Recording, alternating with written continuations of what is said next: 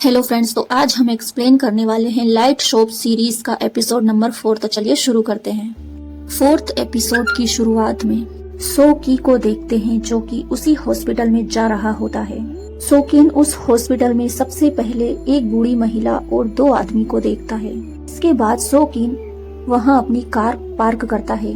अंदर जाने के बाद सोकी अपनी असिस्टेंट से मिलता है।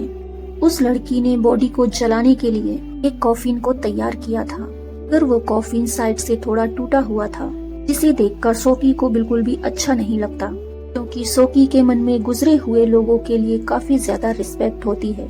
इसलिए सोकिन अभी के लिए जल्दी से एक दूसरा कॉफिन मंगवाने के लिए कहता है, तब तक उस बॉडी को अच्छे से तैयार करने के लिए कहता है। जब सोकी की असिस्टेंट बॉडी को रेडी कर रही होती है, तभी उसकी बॉडी से अजीब सी आवाज आने लगती है, जिससे असिस्टेंट को काफी डर लग रहा था। उसे ऐसा फील होता है जैसे कि वो बॉडी जिंदा है, और वो तुरंत ही सोकी को इस बारे में बता देती है।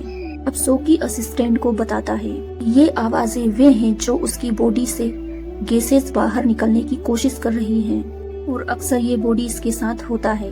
साथ ही सोकी असिस्टेंट से ये भी कहता है कि तुम इस बॉडी से माफी मांगो, क्योंकि सोकी के हिसाब से ये डेड बॉडी अभी भी एक इंसान ही थी। अब लड़की भी उसकी बात मानते हुए उस बॉडी से माफी मांगती है। सोकी असिस्टेंट से इस डेड बॉडी की फैमिली को बुलाकर लाने के लिए कहता है।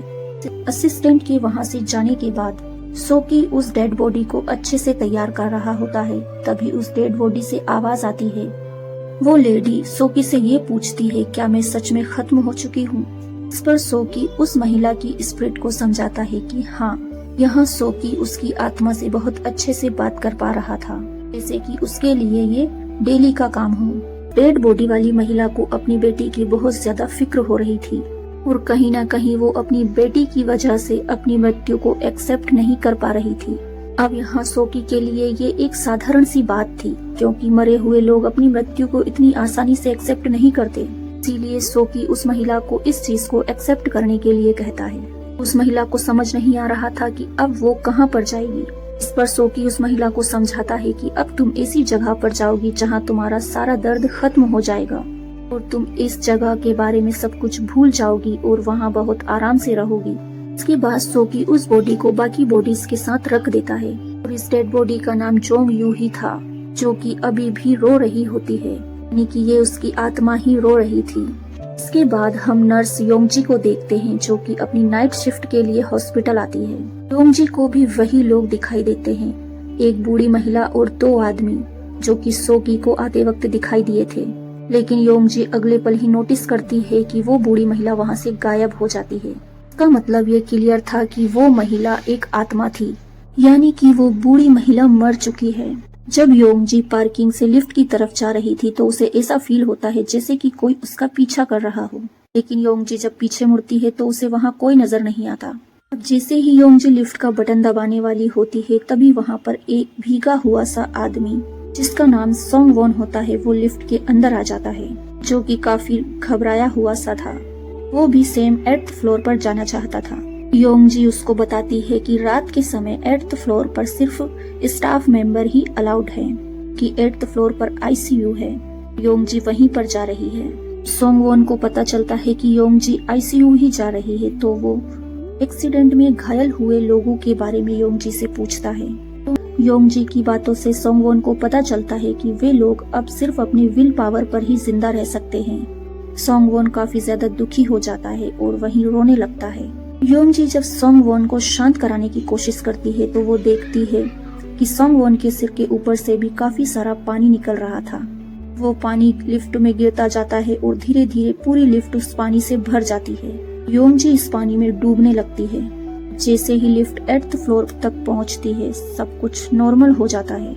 योंगजी जल्दी से आकर अपना यूनिफॉर्म पहनती है। वो ये भी सोचती है कि अभी अभी उसके साथ ये क्या हुआ था। के बाद योंगजी एक पेशेंट के पास जाती है, जो कि कोमा में होता है। उसके कानों में ईयरफोन लगा देती है, ताकि वो गाना सुन सके, और सॉन्ग की वजह से उसे जीने की एक उम्मीद मिलती रहे। इधर हम वॉन योंग को देखते हैं, जो कि अपनी शॉप पर होता है, और वो संग सिक से बात करते हुए बता देता है कि मैं यहाँ एक केट आई वाले इंसान को ढूंढते हुए आया हूँ। संगसिक को ऐसा लगता है कि वो वॉन योंग की शॉप के बाहर से ही निकला होगा। इस पर वॉन योंग डिटेक्टिव सन सुक से कहता है कि उसने किसी भी ऐसे इंसान को नहीं देखा है। तभी अचानक से संगसिक को काफी अजीब सा महसूस होता है। वो अपने चेहरे को झटक देता है, यानी कि उसके साथ भी कुछ न कुछ अजीब हो रहा था। सिक वहाँ से जाने लगता है, लेकिन तभी वॉन योंग उसे वहीं रुकने के लिए कहता है, क्योंकि बाहर बारिश हो रही होती है। बारिश में जाने से उसके कपड़े भीग जाते, कि उसने अपना रेन कोट तो जियोंग को दे दिया था। वॉन योंग ये भी कहता है कि जिसे तुम ढूंढ रहे हो, क्या पता वो यहीं आ जाए। इसके बाद हम फिर से योंग जी को हॉस्पिटल में देखते हैं, जो बाकी सभी नर्सों से बात कर रही होती है। तब हमें पता चलता है कि आईसीयू में जितने भी लोग भर्ती हैं, उनमें किसी की भी हालत में सुधार नहीं आया है और उन्हें जिंदा रहने के लिए अपनी विल पावर को रखना ही होगा। लेकिन यहाँ नर्सों में से किसी को नहीं पता था कि वो पेशेंट्स के अंदर विल पावर्स को कैसे एक्टिवेट करेंगे। इसके बाद योंग जी को उस एल्कोहलिक पेशेंट के बारे में याद आता है, जो कि अपने आप से ही बात किया करता था और फिलहाल के लिए उसे दूसरे रूम में शिफ्ट करना था। और किसी कारण से योंग जी उससे मिलना चाहती थी, क्योंकि अब वो होश में भी आ गया था। इसके बाद वो हेड नर्स यो से इसकी परमिशन ले लेती है और योंग जी उस पेशेंट को लेकर दूसरे रूम में जाने लगती है। जाते वक्त रास्ते में वो पेशेंट पहले तो योंग जी से सॉरी बोलता है, क्योंकि वो अल्कोहल छोड़ना चाहता था लेकिन छोड़ नहीं पा रहा था। और उस पेशेंट को ऐसा भी फील होता है कि शायद उसकी इसी लत की वजह से उसने बहुत सारे अजीब से लोगों को देखा है। मगर योंग जी उसे फिलहाल के लिए शांत रहने के लिए कहती है। और हम ये भी जान पाते हैं कि उस समय जब वो एल्कोहलिक आदमी हवा में बातें कर रहा था, तो उस समय योंग जी ने भी एक आदमी को उसके पास खड़ा हुआ देखा था। इसका साफ मतलब ये था कि एल्कोहलिक पेशेंट और योंग जी दोनों ही उस आदमी को, यानी कि स्ट्रेंजर्स को देख पा रहे होते हैं। योंग जी उस आदमी को समझाती है, कभी कभी जो लोग ज्यादा अल्कोहल करते हैं या फिर उनके साथ कभी कोई बड़ा हादसा हो जाता है, उस वजह से भी उन लोगों को काफी सारे हेलोनेट विजुअल्स दिखने लगते हैं। योंग जी के हिसाब से आईसीयू जिंदगी और मौत के बीच की दीवार है, जहाँ से इंसान जिंदा लौट भी सकता है और मर भी सकता है। अब योंग जी उस पेशेंट को आराम करवा के वहाँ से जाने लगती है, तो वो पेशेंट योंग जी से लाइट्स ऑन करने के लिए कहता है कि उस पेशेंट को अंधेरे से डर लगता था। लाइट्स जलाकर योंग जी उस पेशेंट के पास बैठ जाती है। योंग जी अपने एक्सीडेंट के बारे में उस पेशेंट को बताती है। वो कहती है कि बचपन में भी मेरा एक बहुत ही खतरनाक एक्सीडेंट हुआ था, इसमें मेरे बचने के चांस ना के बराबर थे। जैसे तैसे बच तो गई, लेकिन उसके बाद से ही मुझे कुछ अजीब से लोग और फिगर्स दिखाई देने लगे थे। योंग जी के हिसाब से शायद वे इंसान नहीं हैं, मगर इस बारे में वो किसी को नहीं बताती, कि कोई भी उसकी ऐसी बातों पर यकीन नहीं करेगा। भी हमें ये बात भी पता चलती है, योंग जी ने जब पार्किंग एरिया में उस फैमिलीज को देखा था, तो उसे एक बूढ़ी महिला नजर आई थी, लेकिन जब उसने गाड़ी के शीशे से देखा तो वो महिला वहाँ पर नहीं थी। का मतलब ये था कि योंग जी भी स्पिरिट्स को देख सकती है। अब हमें ये भी पता चलता है, योंग जी ने जिस आदमी को आईसीयू से बाहर जाने के लिए कहा था, वो एक अनकॉन्शियस पेशेंट था, जिसकी दिमागी हालत बिल्कुल सही नहीं थी और वो अभी भी हॉस्पिटल के अंदर एडमिट है और वो कोमा में है। उस आदमी ने खुद को जिंदा जमीन में गाड़ दिया था कि उसके ऊपर बहुत सारा कर्जा हो गया था। वो उस कर्जे को चुका नहीं पा रहा था और अपनी फैमिली को बचाने के लिए उसने ऐसा किया था। इस वजह से उसके कान में से कभी कभी मिट्टी भी बाहर निकलती है। इसके बाद योंग जी उस पेशेंट के कान से मिट्टी को साफ करते हुए देखते हैं। योंग जी उन पेशेंट से बहुत अच्छे से बात करती है, जबकि ये पेशेंट अनकॉन्शियस हैं और उन्हें जिंदगी में विल पावर के लिए मोटिवेट करती है। योंग जी को ये आइडिया उसकी कंडीशन की वजह से आया था। जब उसका बचपन में एक्सीडेंट हुआ था, उस टाइम हेड नर्स योहो ने ही उसका ट्रीटमेंट किया था, क्योंकि जब योंग जी अनकॉन्शियस थी उस टाइम पर हेड नर्स योहो उसे सॉन्ग सुनाया करती थी, उससे बड़े ही प्यार से पेश आती थी और इसी वजह से योंग जी जिंदा बच पाई। अब योंग जी भी यही सेम चीजें अनकॉन्शियस माइंड वाले पेशेंट के साथ किया करती थी, उन्हें जीने की आशा देती थी कि ये लोग जिंदगी से हार ना माने। इधर हम युनजू को देखते हैं, जो कि पिछले एपिसोड में वॉन योंग के कहने पर अपने घर जा रही होती है। रास्ते में युनजू को जियोंग मिलती है। जियोंग युनजू से बातें करने लगती है, मगर युनजू समझ चुकी थी कि जियोंग भी एक स्ट्रेंजर है युनजू जियोंग से नॉर्मली बर्ताव करने की कोशिश करती है। जियोंग युनजू से ये जानना चाहती थी कि वो बार बार लाइट शॉप पर क्यों जाती है। इस पर युनजू बताती है कि मैं अपनी माँ के लिए बल्ब खरीदने के लिए जाती हूँ। ना बोलकर युनजू आगे की तरफ बढ़ जाती है, मगर जियोंग उसे ध्यान से देख रही होती है। अब थोड़ा आगे जाने पर युनजू को इस बार बाइंग जी मिलता है, जो कि अभी भी उस डॉग के भौंकने की वजह से सो नहीं पा रहा था, जिसे हमने फर्स्ट एपिसोड में देखा था। वो उसी कुत्ते को ढूंढ रहा था। युनजू बाइजिंग को इतना ज्यादा घबराया हुआ देखकर वो समझ जाती है कि बाइजिंग भी एक स्ट्रेंजर है। युनजू अपने बैग से वोन योंग की दी हुई टॉर्च को निकाल लेती है।